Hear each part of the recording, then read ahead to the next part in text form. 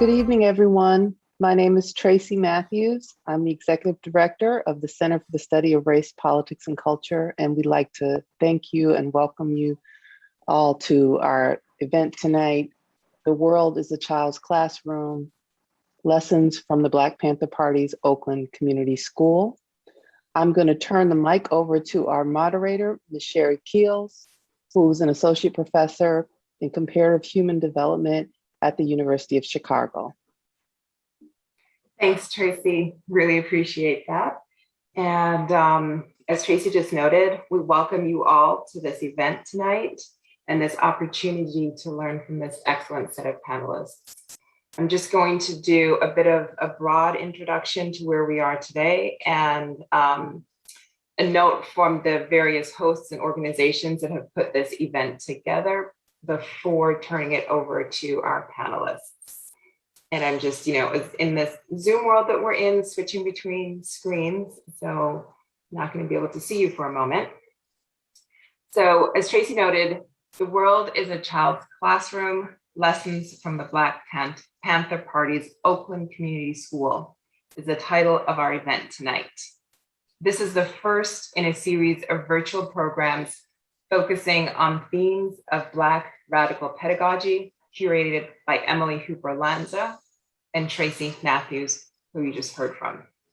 This accompanies the exhibition by Carrie Mae Weems, A Land of Broken Dreams, which is an initiative toward common cause, art, social change, and the MacArthur Fellows Program at 40.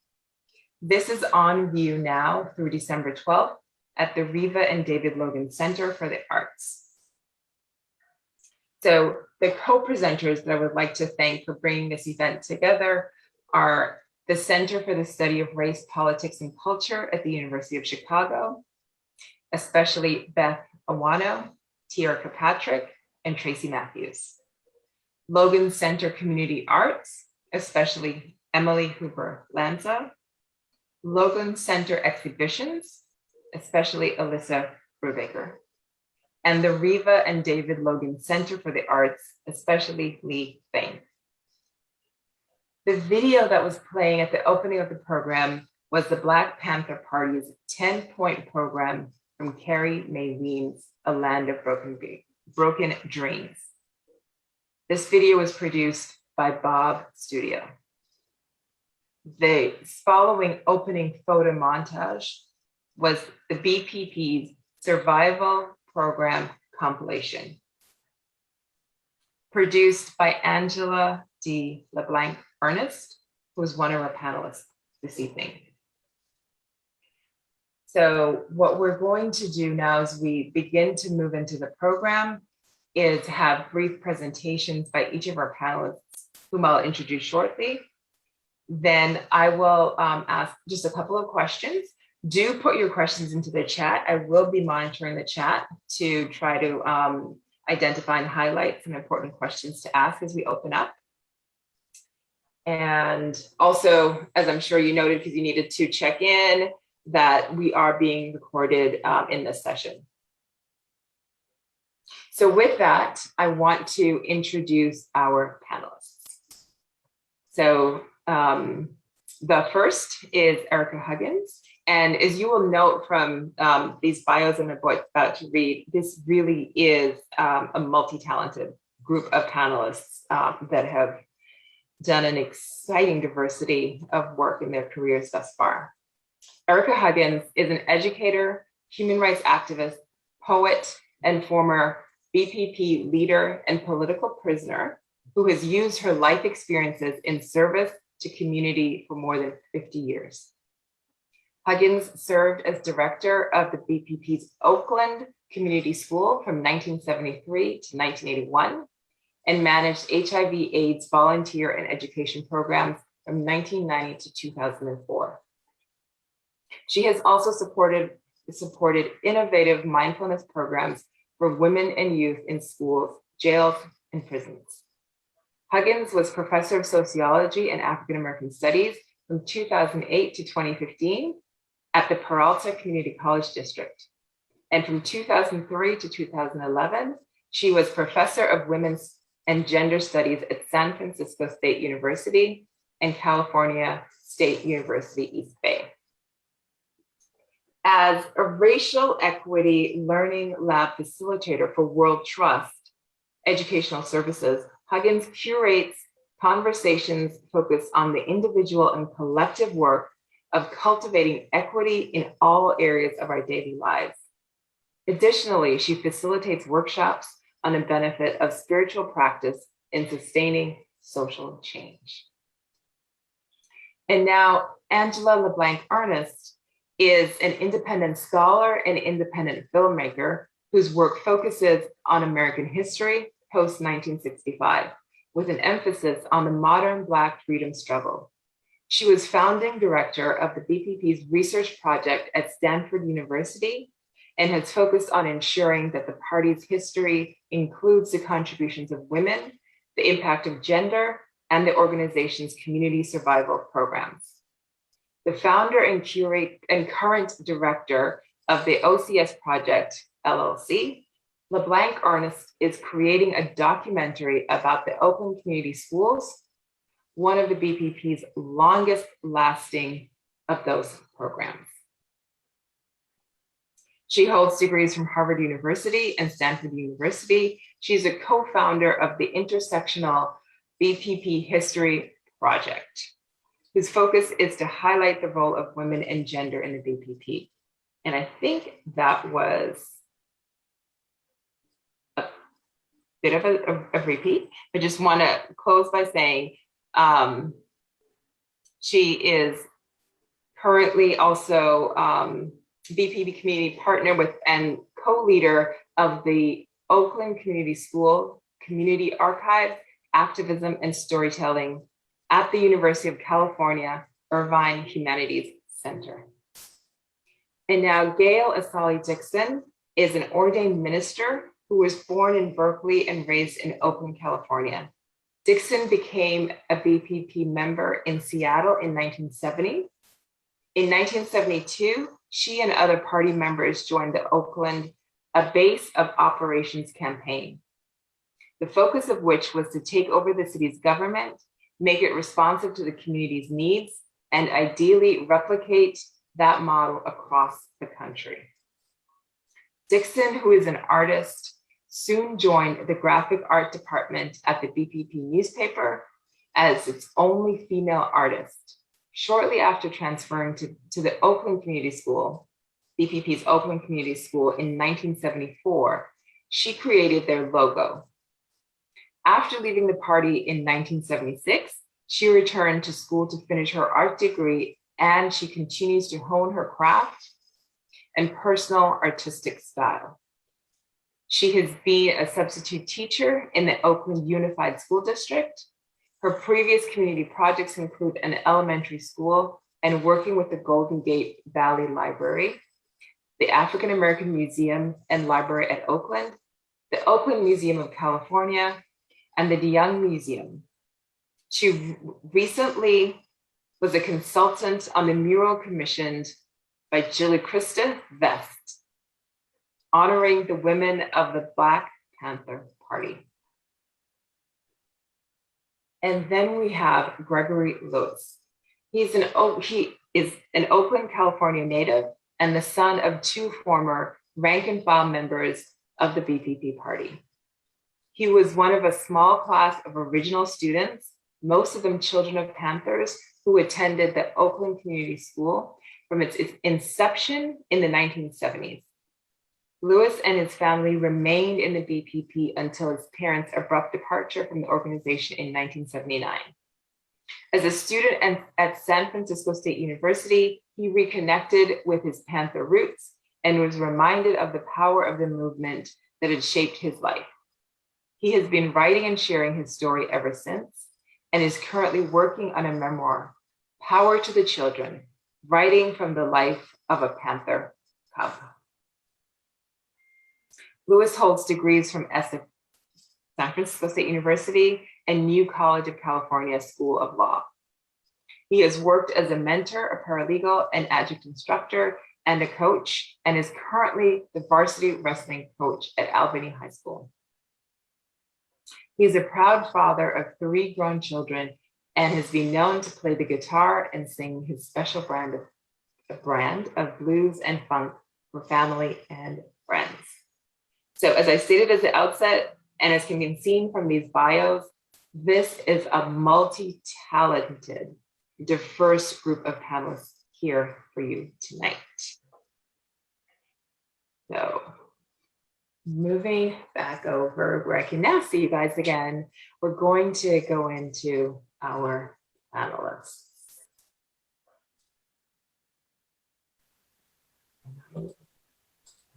I believe I'm going to invite Erica to open. Yes.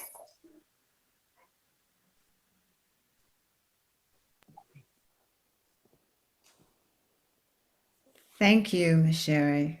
That all of your introductions were so beautiful. I was just riveted to listen to them.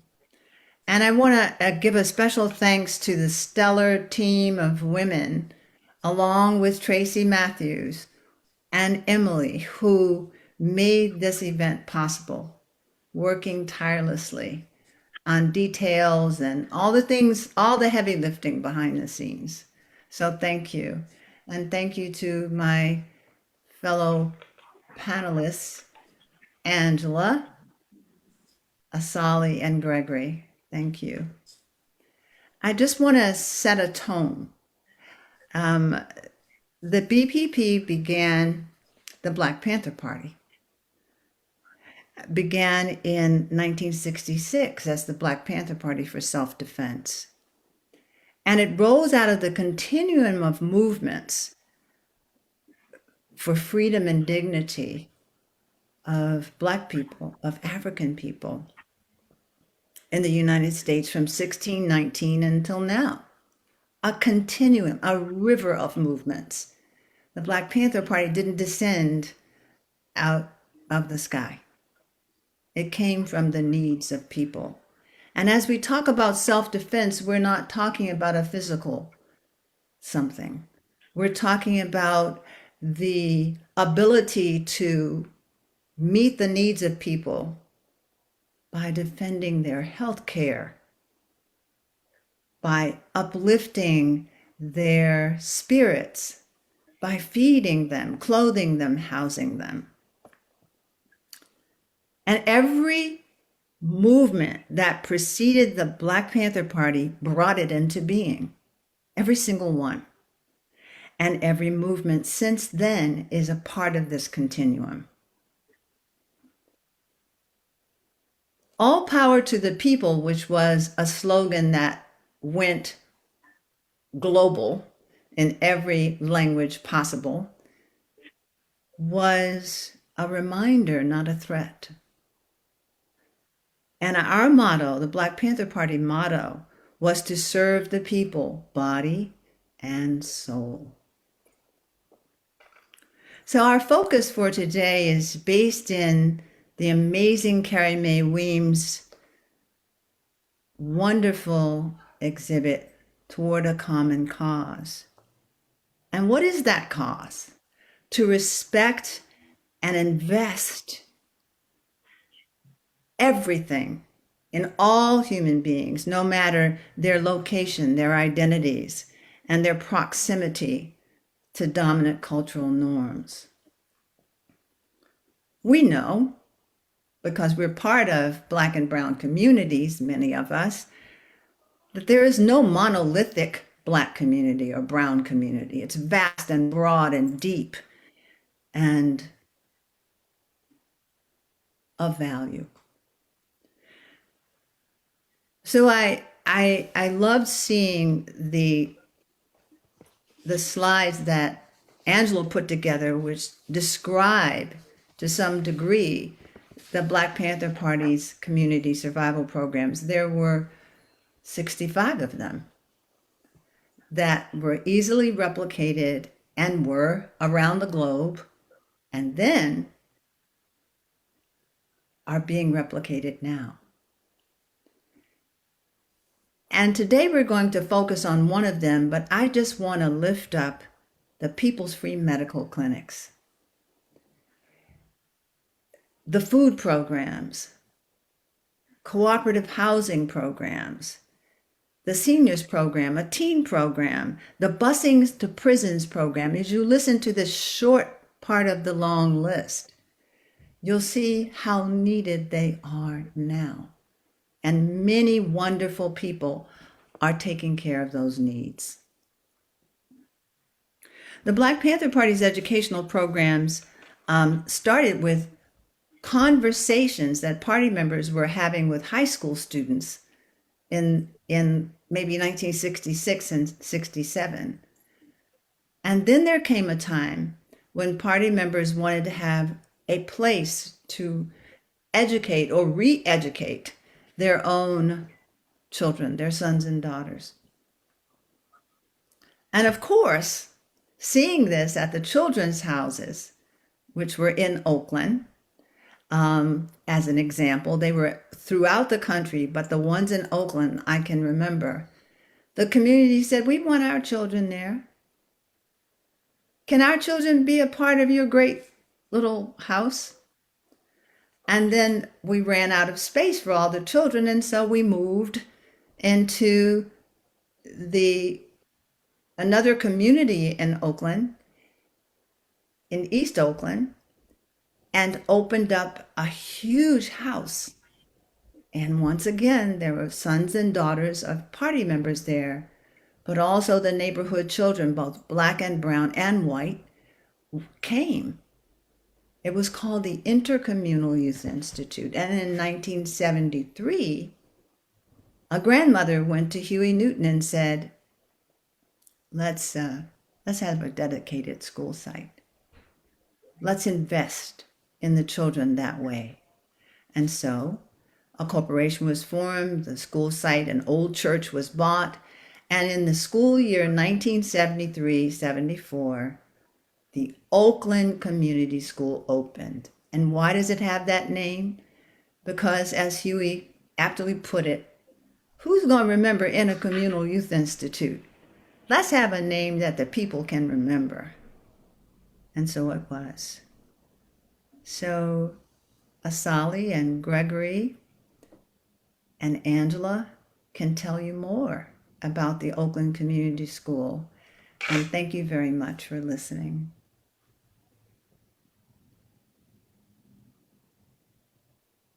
Ms. Sherry? Hi, yes, thank you very much for that. I believe that we will naturally transition from one speaker to the next, and they will highlight them when they come on.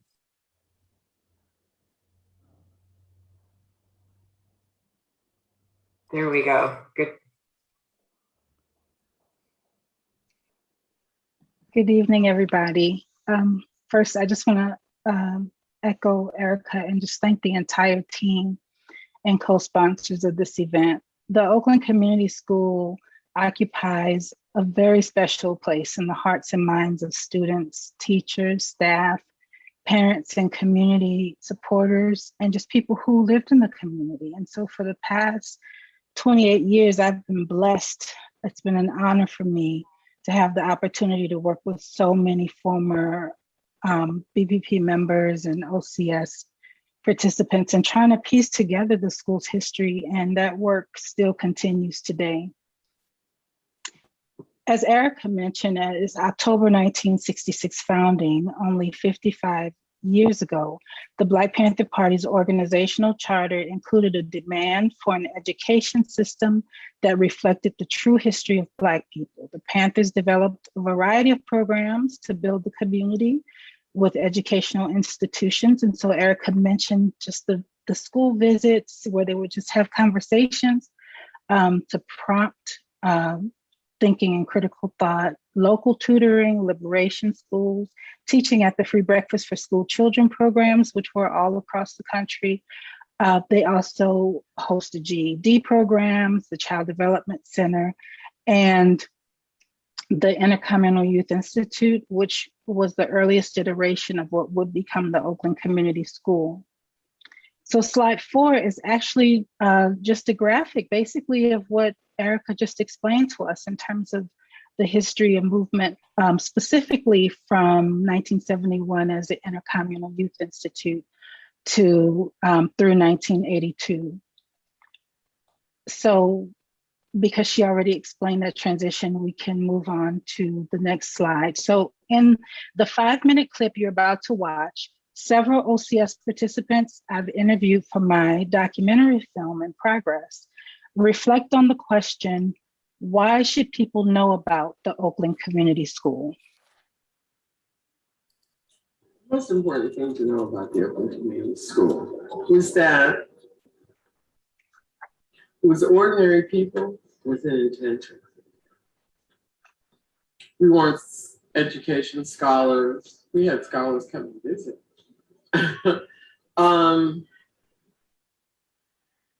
Very few, when the school started, there weren't any professional teachers. We weren't certified. We hired people who were certified to teach, but we weren't initially.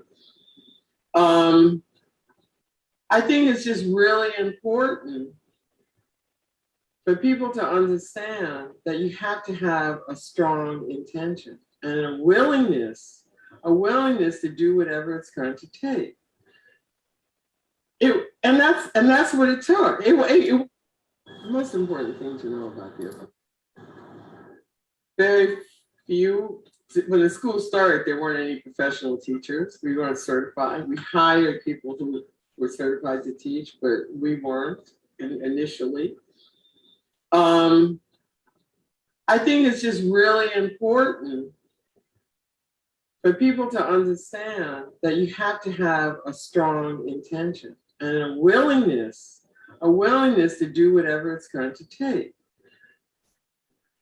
And that's what it took. It wasn't anything more than that. You know, of course you have to raise money. Of course you have to get the teachers. Of course you have to get a place. Of course. However, how do you start? You start with an intention that this is what we're going to do. And we're not going to stop until this is accomplished. And it's not even, you're not even thinking about stopping. You're not thinking that there are going to be roadblocks. Of course there are going to be roadblocks. Is anybody going to help you? Maybe not. Probably not. Are people going to work against you? Absolutely. What's your intention? You want something to happen? You have enough people that say, we really want this to happen. So then start making it happen. Start doing it. They started out feeding the children breakfast in San Francisco. I think that must have been the seed to show that our children in public schools were not getting their needs met.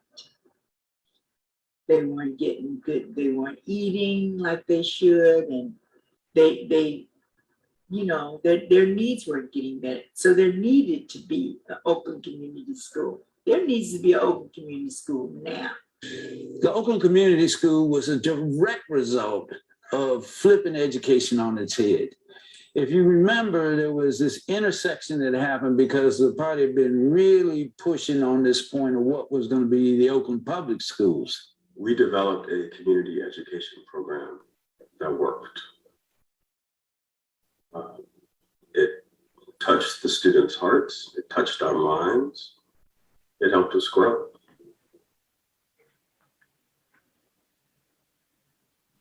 We also learned how to cry.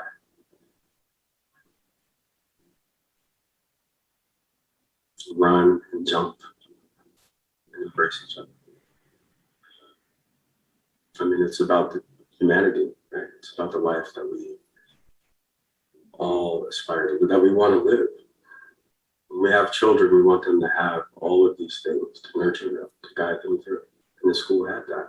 The curriculum was healing. The students and the teachers learned together. Teachers weren't threatened by students. The teachers allowed us to challenge them, and they weren't threatened by our challenges. And there was a lot of love. So the school was so good that the students didn't want to go home because they felt so loved. Well, I thought about what Kalita Smith, who's now an actress, said about her experience at the school as a child. I asked her to recall what stood out to her about the Oakland Community School. It was the same question I asked everybody. She said, if I came in there with my hair looking all crazy, braids going every which way, somebody would walk up with a brush and a comb and say, sweetheart, come on, we'll redo your braids.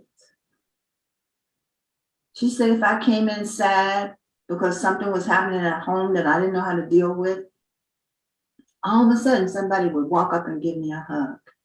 And when I had a skill or a talent that I was too shy to talk about, and she said, I used to be shy,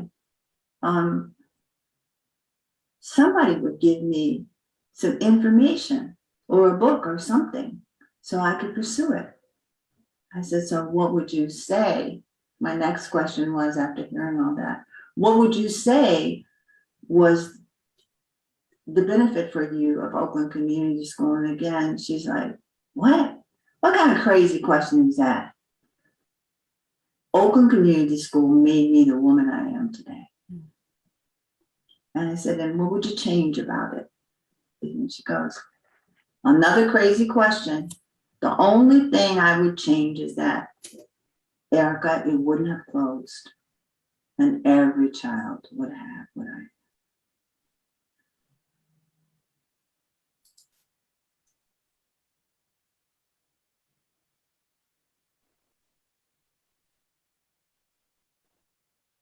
One of the reasons OCS was so transformative is precisely because the needs of the children were centered and the school maintained a close connection with parents and the community.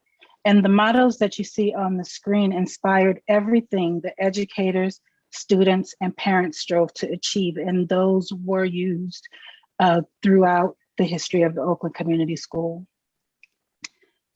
On the next screen, you see some of the subjects they learned.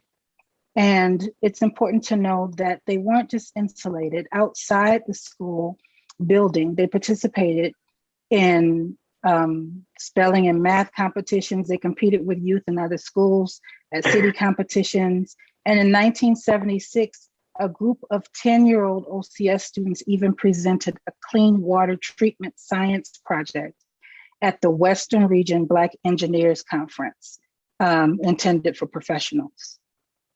Performing arts was central to their OCS experience. Not only was it their opportunity to learn songs and dance, but the content was crucial. The instructors were there to help students with the plays and skits that the students wrote themselves.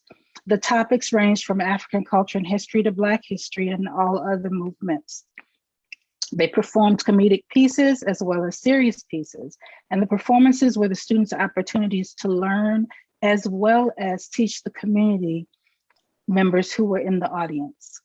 Additionally, they learned martial arts, practiced yoga and meditation, and had a peer-based youth justice committee for resolving issues. The children were provided after-school clubs as well. They camped in local forests, visited museums, the Port of Oakland, and competed against others in martial arts and music, walking away winners. Carol Granison referenced the process in the clip you viewed. It was an evolutionary process and the result of learning as they worked. It was on-the-job training.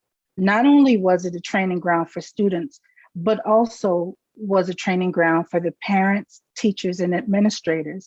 And it wasn't uncommon for a parent to enroll a student, as Jeanette Keys did. She enrolled her son in the school, and then she volunteered, and then she became a teacher at the school.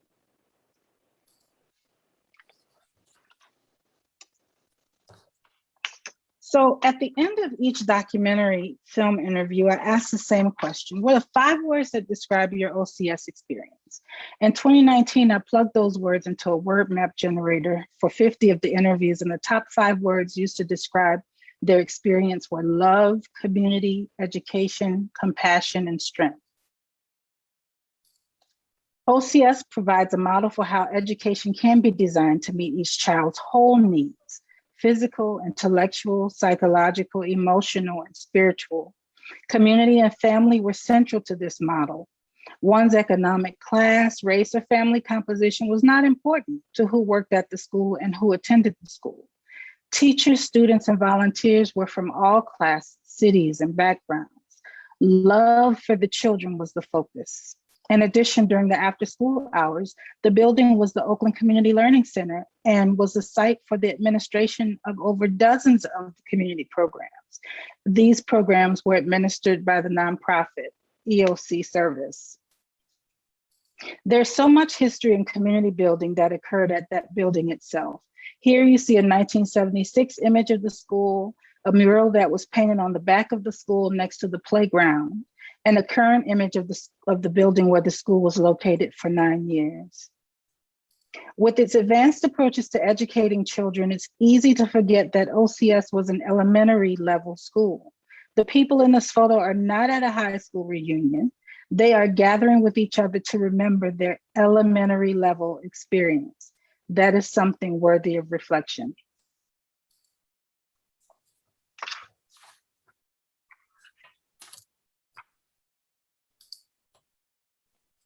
I'm talking to you. Thank you very much, Angela, for that presentation. Really great to see that historical perspective. And Angela, it was great to see you, for you to set the context and see you in the documentary also for additional context. This has been great. And Erica, also, as you have set things up, and then also, again, to see you give that additional perspective. I believe we are now turning to, I have correct, to Gregory for your perspective as a Panther Cub. Thank you. Okay.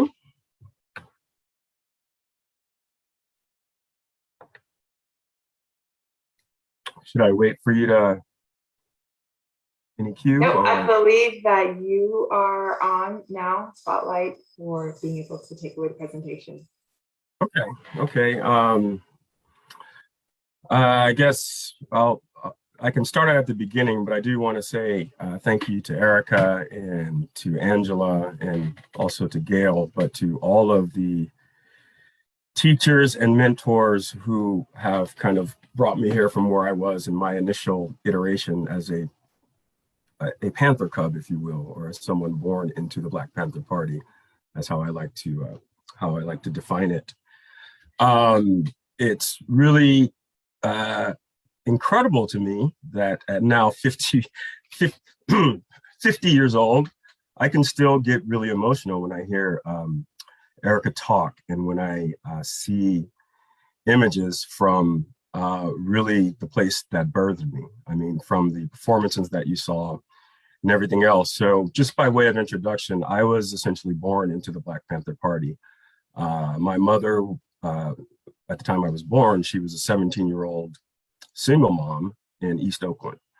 And my father, Greg Sr., was then a member of the Black Panther Party, one of the original fledgling members of the party before he left soon after my mother and I joined. So from its inception, from my inception in 1970 through the first 9 years of my life, I was in the Black Panther Party, as I like to call it. And a part of the duties of being in the Black Panther Party before you even became a student or went to school was you lived a life where your parents were being followed by the FBI, if you will. We didn't believe that at that time because we thought it was far-fetched when our parents would tell us these things. But this also meant we had to bond together because often our parents were not with us on any given number of night. And we thankfully had other parents to pick up the slack for the purpose of the struggle, if you will. So out of that, backdrop, my mother came from a very sort of religious, traditional Southern background, which really objected to a lot of what these crazed folks with long afros were doing in the streets of Oakland as they saw them on the TV and in the local police blotters. So we were essentially alone in the Black Panther Party. That was our family. That was my family from inception. And the school, ultimately, as it became built, became our real sanctuary away from the United States government, if you will. And the genesis of all of that was this amazing program that was created that I was able to benefit from, that really gave me an avenue to not only communicate what I had already experienced. It's, at such a young age, by the time I was 2 or 3, I'd seen quite a bit.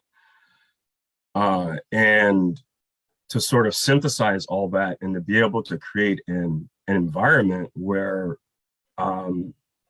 we developed an amazing thirst for education, because it started with books, it started with reading. And,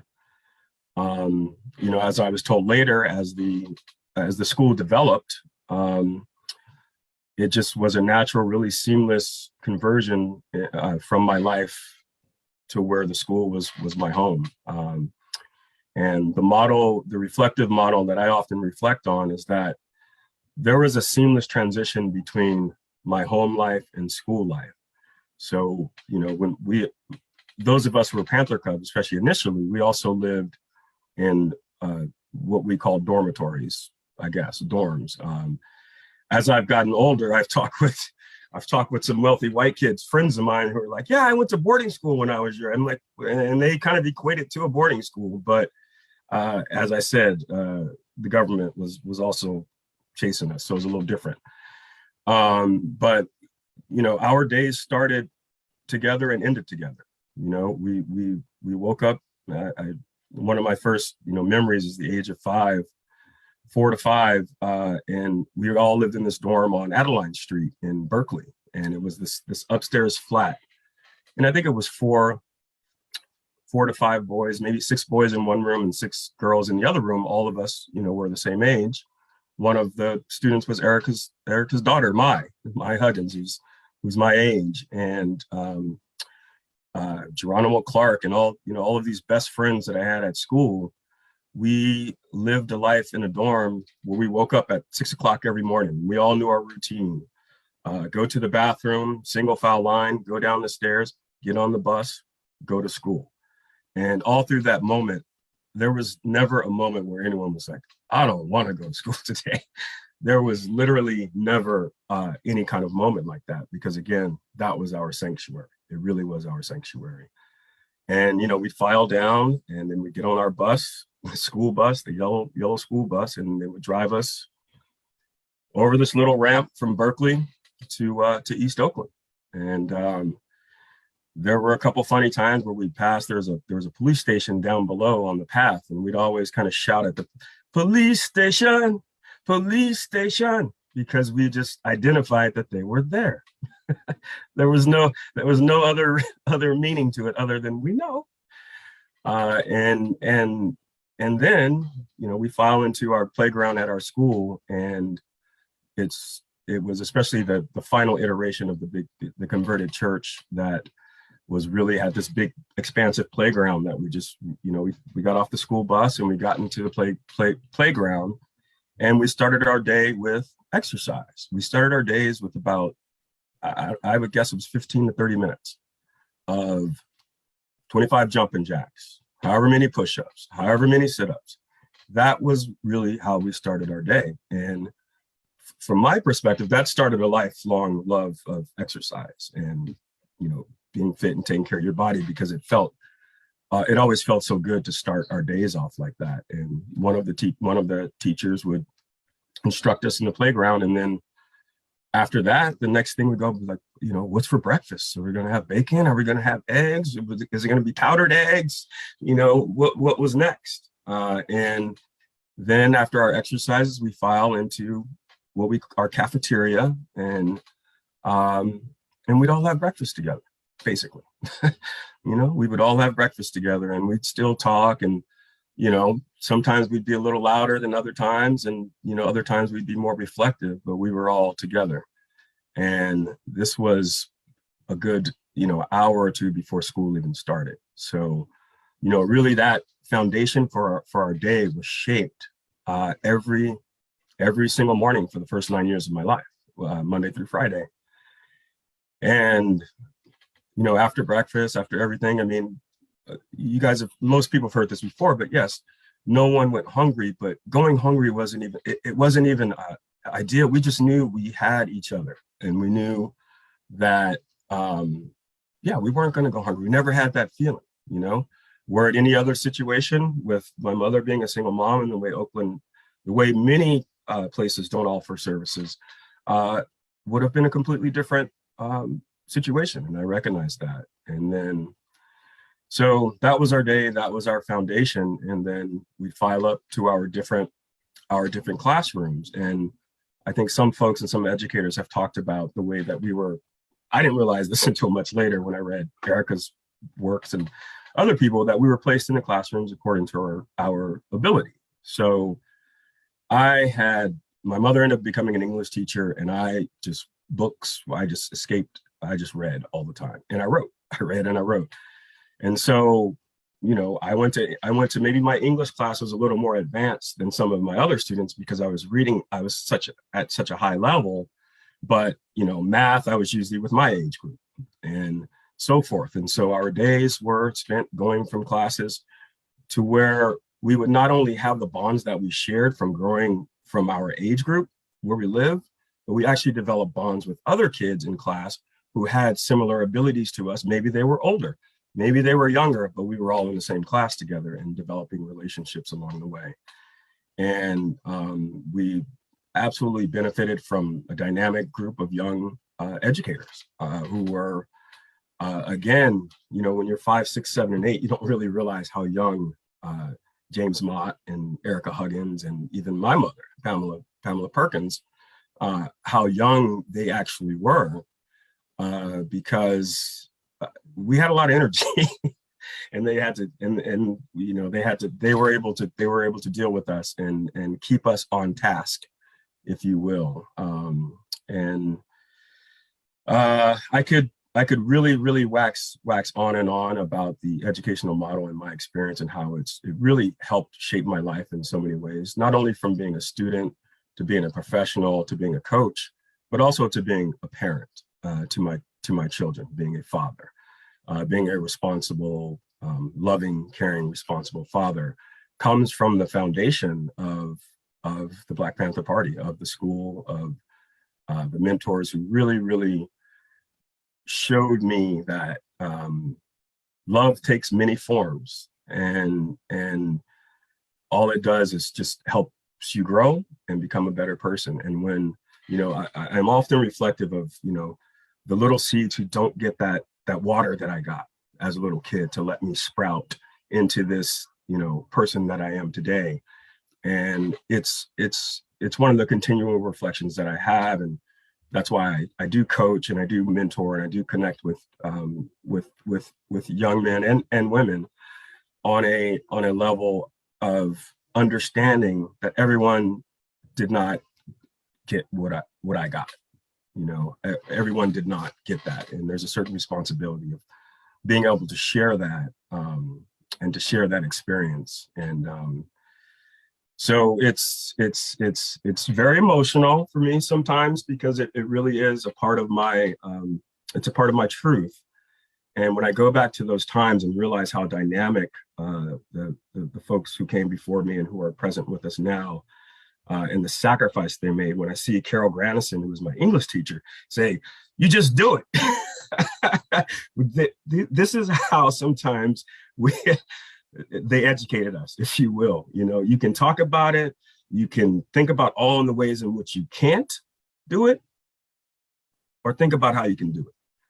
And it's one of those really good lessons and reminders of just being a part of this panel and kind of sharing with you all through this. Thank you very much, Gregory. I was right there listening and thinking and wishing that I had been in your classrooms and in your school. So thank you for that addition to helping us contextualize this. I want to remind our participants to put questions in the chat because we will be looking at those and thinking about those as we go on. And invite, who's now on the screen, Gail Asali Dixon, to share with us next. Greetings, everyone. And I just want to thank you all for inviting me to be on this panel. And I just also want to say that I feel honored and I love the exhibit. Well, I would like to affirm all that has been said earlier. It's really not much for me to say, but I would like to say, what I would do is I would like to add a couple of stories from my brief time as an Oakland Community School preschool teacher. One story is that there was one child in my class who didn't chew her food well at all. And she ate very fast. And as a result, she often threw up her food at our communal preschool lunch table. But I want you to know, in affirming what everyone has said before me, that as a class of children, preschool children, we worked to settle her down and encourage her to take her time while eating. There was no judgment, just service. And I can't describe for you what's in my memory in terms of how the children would take care of. I mean, they would sit next, nobody was like, oh, I'm not gonna sit next to her. They would sit next to her, you know, and they would embrace her. So that's one example. Another example is one day, our class went on a field trip to Coit Tower over in San Francisco. And after our return to the classroom, the children laid down to take a nap. And while they were napping, I pulled out some butcher paper and unrolled some butcher paper and really just recaptured the field trip with some lines and stick figures. And then I posted the paper mural for them to see on the wall. And when they woke up, we sat down and we went over the field trip together. It wasn't just me retelling. As a matter of fact, I didn't retell the story. I just pointed to the mural and asked them to retell the story. And so all the kids participated in retelling the story. And after they thoroughly reviewed their field trip, I encouraged the children to tell their parents about their trip. Now, there was another little girl in the classroom. She talked in a very sing-song voice, and it was very, very difficult to understand her words. But when this little girl's mother came to pick her up, she ran over and she grabbed her mother and she pulled her over to the mural and she started pointing to the mural and telling her everything that happened on that field trip. And the reason why this memory is so vivid to me, I mean, it's such a memory for me, is that because that little girl, nobody could understand her words, but when she retold that story, her mother and I looked at each other because we understood every word very clearly that she said. We taught our children with lots of love, as everybody has testified to, communal caring values, as well as how to process and experience how to process an experience and engage all their senses. The Oakland Community School created an environment that gave the children permission to love themselves as well as others and to think for themselves.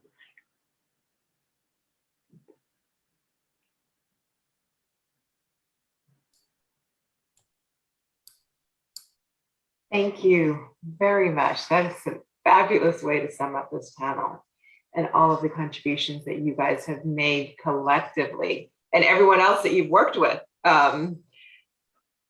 Clearly, it took a lot of people and a lot of energy to bring that school together and to support all of the children that you, I would say, educated but nurtured, really, over the years that you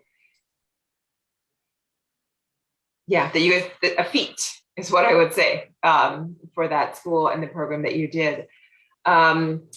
I want to, as we move now into questions, remind folks to add more questions to the chat.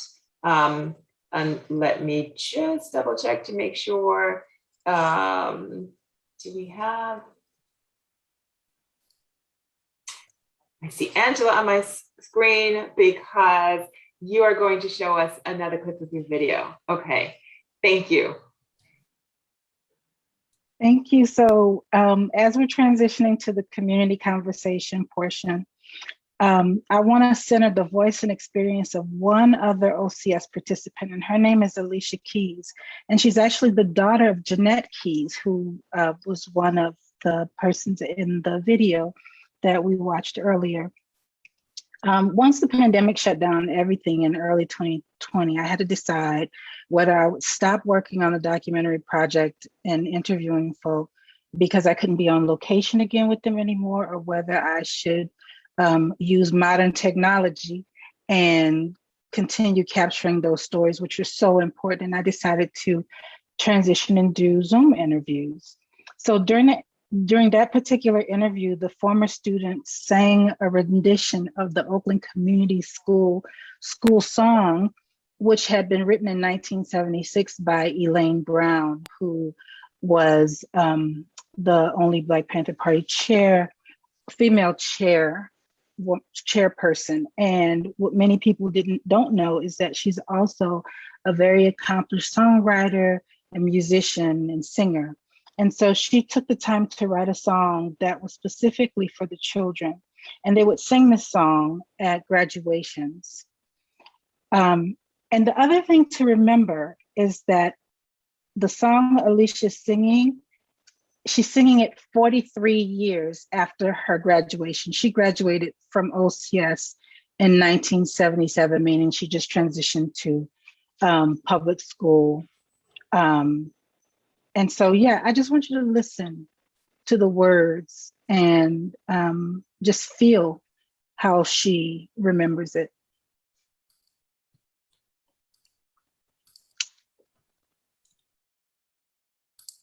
We can do anything because anything is possible, you see. We can destroy all sorrow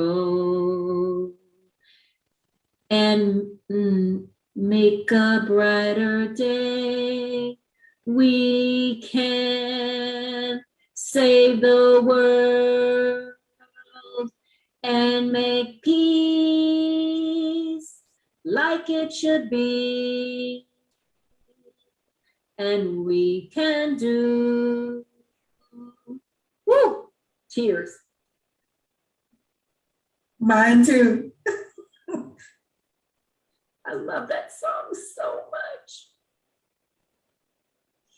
It was always so inspirational. I couldn't wait to get up on that stage and sing that song. It meant so much to me. It showed me that the possibilities for me and my future and how I can be I can help change the world. You know, it was, yeah, you felt so important. I love that song. And I would cry every time, even watching it, watching other graduates sing the song. Like, oh, you know. And then when it was my turn to sing, of course I cried. I was just making sure, lost my screen there. I think if you will allow me to open questions by asking, and I mean, it may seem like a question that doesn't need to be asked, but I think still would be, given that it is that the school is coming out as an extension of the community aspects of the Black Panther Party, and that sense of community, the need to the sense of community in the party itself, as well as a commitment to serving the broader community.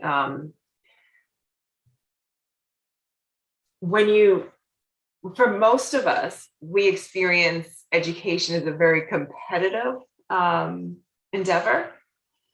And from what I hear from you guys in your presentations, and that was in the clips from the documentary, as well as clear in the two students, in Gregory and this student in this last clip, it was not that competitive environment that most of us know and associate with our educational experiences.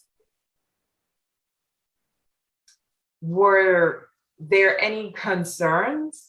Was there at all was it even a discussion about whether this was going to be, whether competition and ranking students and all those types of things were going to be part of the way things went in the school?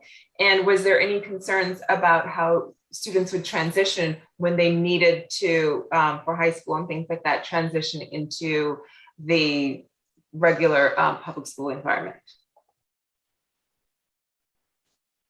Can I just jump in really quickly? And I'm going to jump in and jump out because I think I've heard Gregory speak to this before as a student. But what I will say is there was some fierce competition in the classroom setting because the children were taught in an engaging way and encouraged to ask questions of the teachers and challenge ideas and thoughts. It was a community of that sense, but there's more to it. And you should also know that students left OCS and transitioned to public schools, and when they tested in, they were testing at grade levels that were 2 and 3 grade levels above the other students. So I'd like to transition to Gregory because he had classroom experience, and so I think he can speak to that more.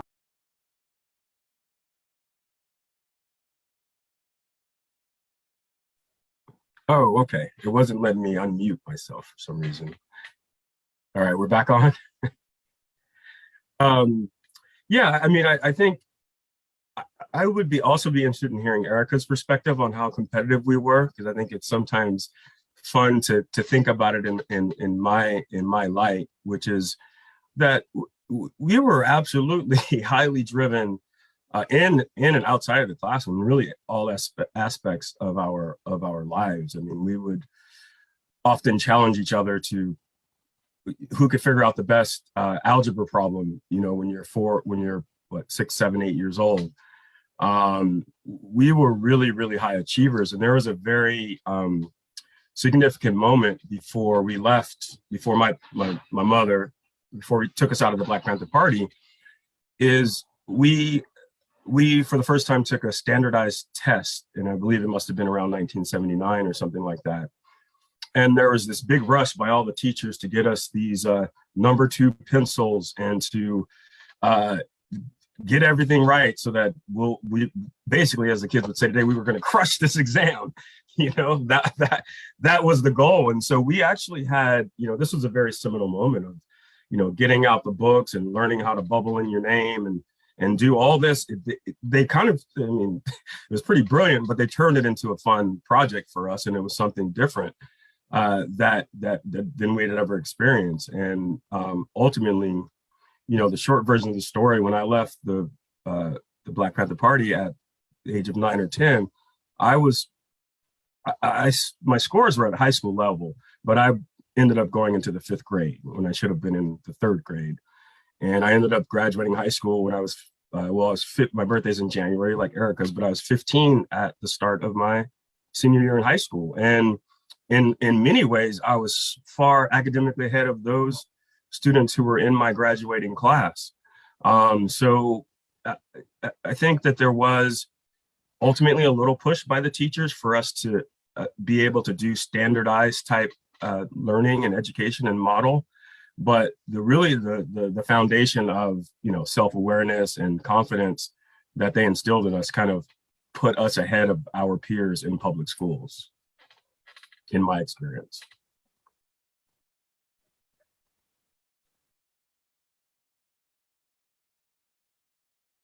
Does that cover a little bit of the question? Okay. Okay, sorry, I could not unmute there for a second.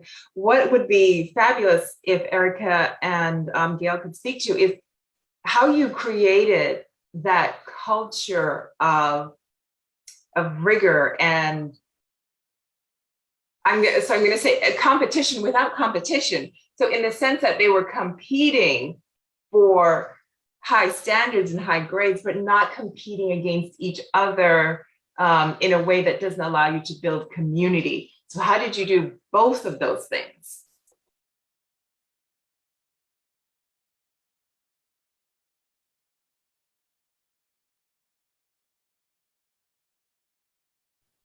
Erica, you're muted. Sorry about that. It muted itself. There wasn't the dilemma of A or B or C or F because we didn't have grades. We had little narratives about how students were doing for their parents. We asked every child in the school, and Gregory probably remembers this, investigate.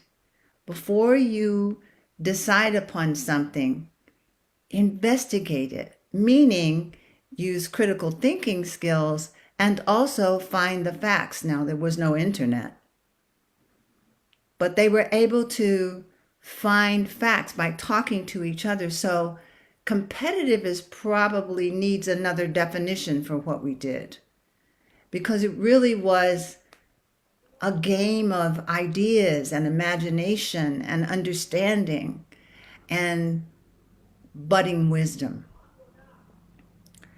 So when I sent students who would come into me asking questions or with assumptions, I would say, go and investigate and come back.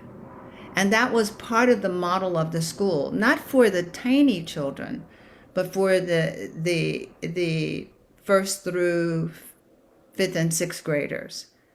So I smiled when Gregory was talking about the standardized testing, because we did it intentionally, because people doubted that our school was for real, that we were really educating children, because there was so much love and joy in that building. But you see, as Gregory just wonderfully said it, it was the foundation of that love and that valuing and allowing for children to just be that allowed them to feel that the tests were like a game, and they won. They won. Asali, anything?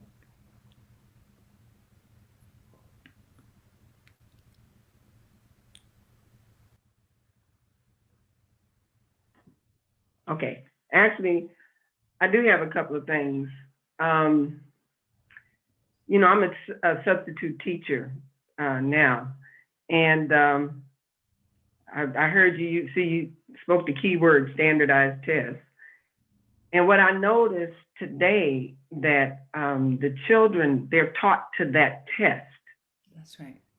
Versus how we taught the kids to how to think, you know, and they wind up graduating and wind up being 2 years ahead of everybody else.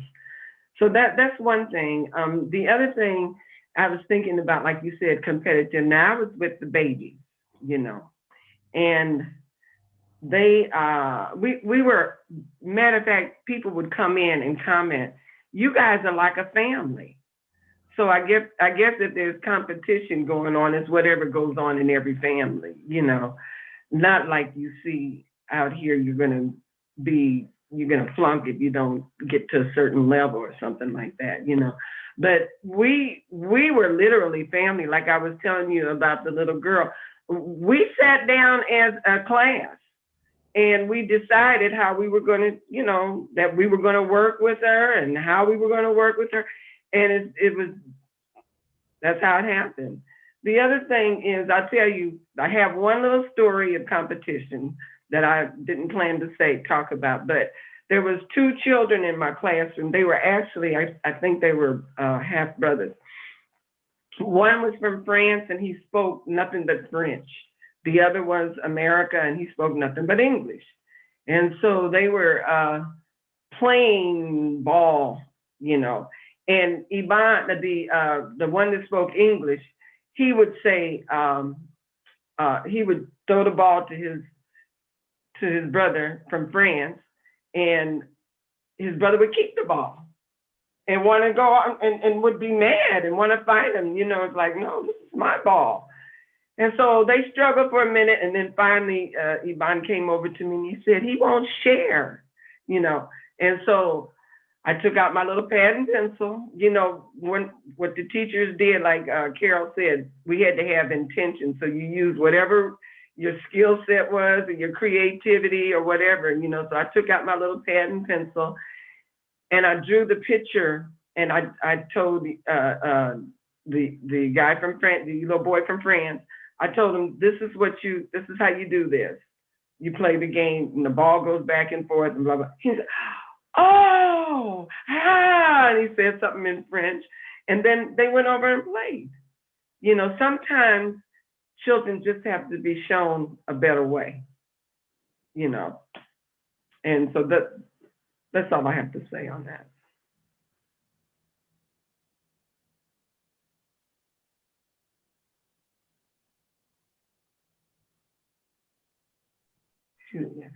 I would say what you just said, sometimes the adults need to be shown a better way.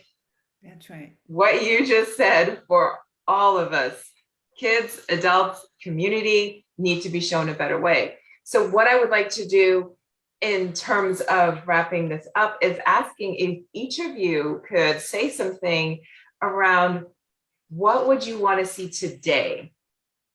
What of any recommendations, any suggestions, any ideas, or any initiatives that any of us should be looking towards investing our energies in that would enable and support the kinds of the intention, not only the intention, but what you actually did, what you created with that school in our communities, in our educational system today.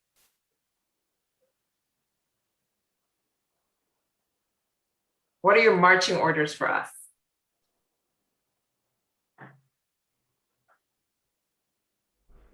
Well, let's see. Like I said, I've been a substitute teacher, not very long before COVID did its thing. But what I saw was a lot of pressure on teachers and stress on teachers. You know, I'm probably not using the right language, but, you know, they had certain things have to be accomplished by a certain time, and it's just, to me, it's a lot of pressure on the teachers. And I think the system has to be overhauled, changed, eliminated, and a more loving, caring, community-oriented system to take its place. I don't know if that's clear, but the spirit of it has to be in there. And I don't see that spirit in there. It's a lot of, pressure and stress, and children are up. You know what? I was in this one school, and this little girl, first of all, she looked like she was in the 12th grade. She was in the 6th or 7th or 8th grade. And I said, baby, what are you doing in here? And she said, my teacher told me to leave and come into the office. I said, why is that? Because I was screaming. Why were you screaming in the classroom? She said, because I just wanted to get out. I mean, contrast that with what Gregory was saying about kids looking forward to go to school, and kids around the same age, looking for excuses to not be in classroom.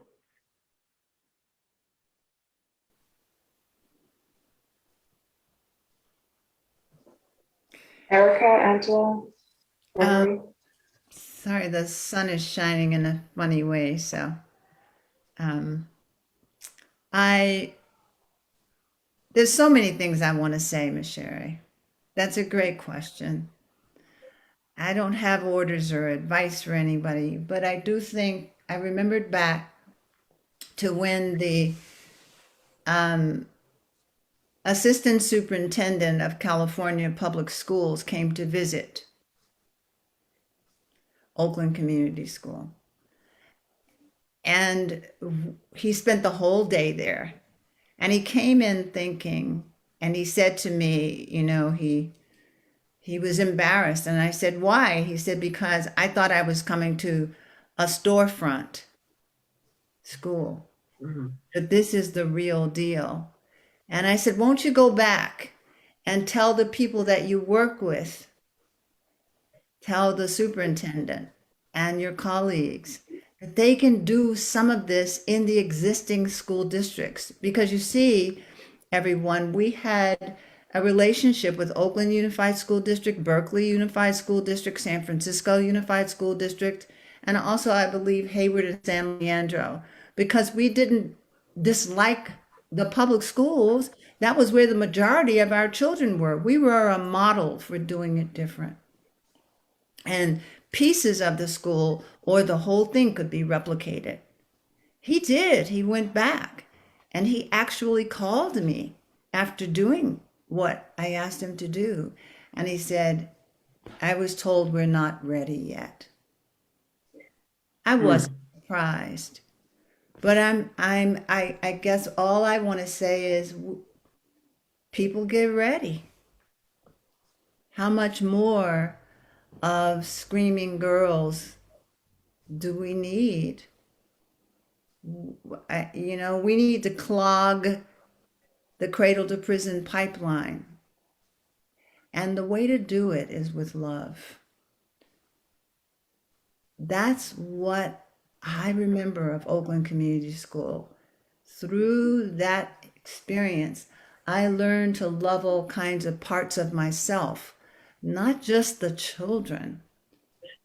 And so, thank you for asking.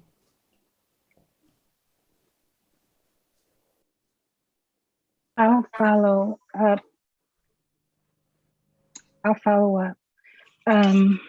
And also thank you for asking that question.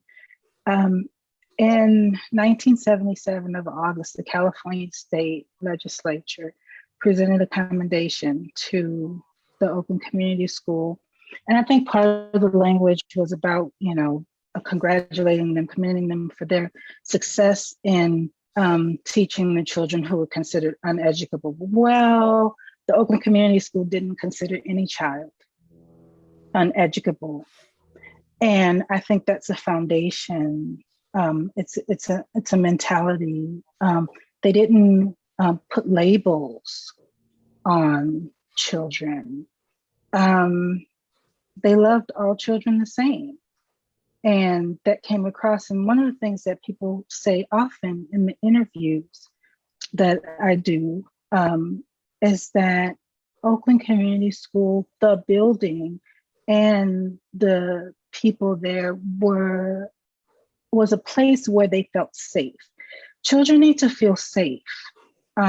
We all need to feel safe in order for us to be open to exploring, to questioning, to growing, to searching inside ourselves. We need to feel like it's a safe space.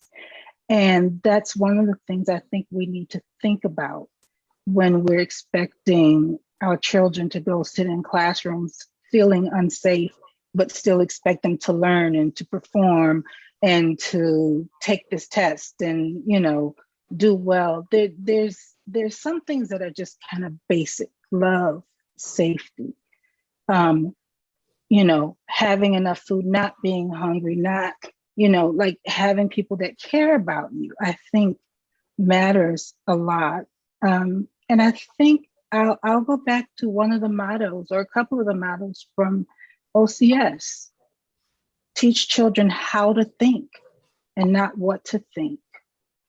Move away from trying to make every child the same and know the same basic information and grading them if they don't, or praising praising them if they do well, but the children who might not, who might need more help in a certain area, like categorizing them as less smart than or less, that just does all kinds of damage in so many ways. And then the other motto that I think is just so important is each one teach one.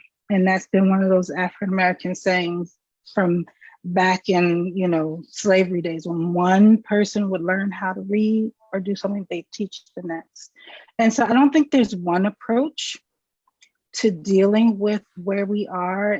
But I think we need to start, like Erica said, people get ready. We all contain all kinds of skills that if we bring them together collectively and collaboratively, we can make things better. But we have to be at that point where the goal is centering the child and the child's needs. We have to take ego out of it.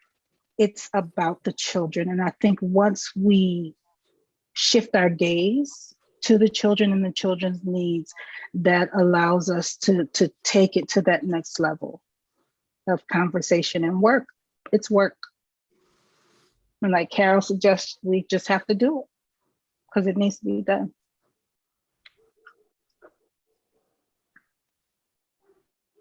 Thank you. Thank you. Gregory?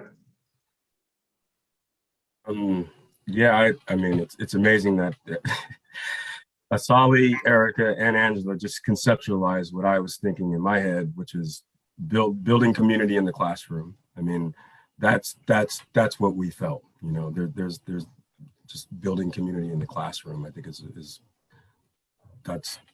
that's what we're talking about. So that's, if I could impart with some wisdom, it's that. And I don't know how you define that, but I know what it felt like as a child and what that looks like. And it has to be real. But I feel like that's our, holy grail, if you will. It's build that community within your classroom. I'd like to just say one last thing that came to me as I was listening to everybody talk. Like I said, I'm a substitute teacher. Can you hear me? Am I talking? Okay. Like I said, I was a substitute teacher. Classrooms are large, extremely large, in my opinion, and you have to be an actor, you have to be patient, a lot of stuff. But I think that the classroom should be smaller.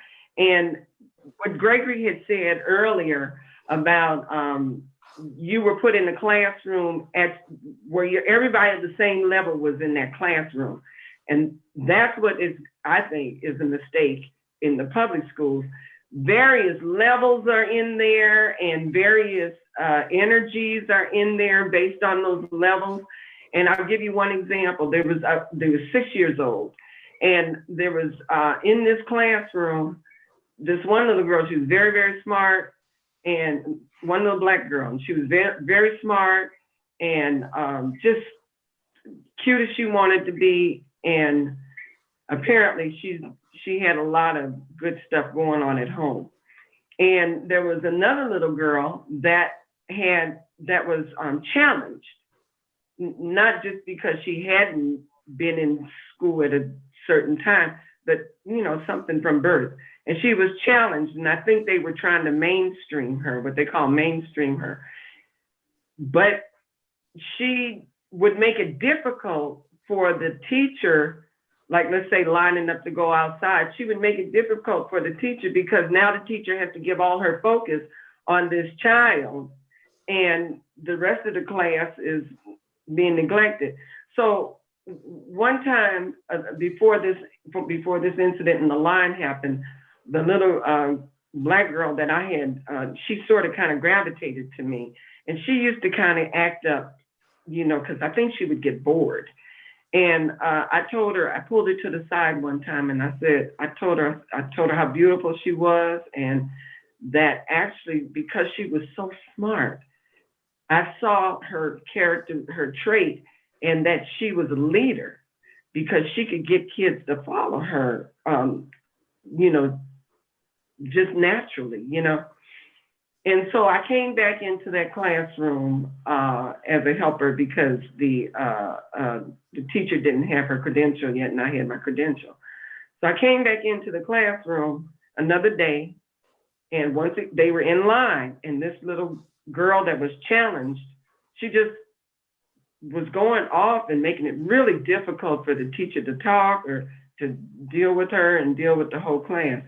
And before I could even step up and try and do anything, this little black girl that I was telling you about, she stepped up and she went over to that little girl and she said, "Don't worry about it, I have her." This is a 6-year-old telling me, "Don't worry about it, I'll take care of her." And she went over there and put her arm around that girl, and I don't know what she said, but that girl calmed down, and the teacher was able to carry on.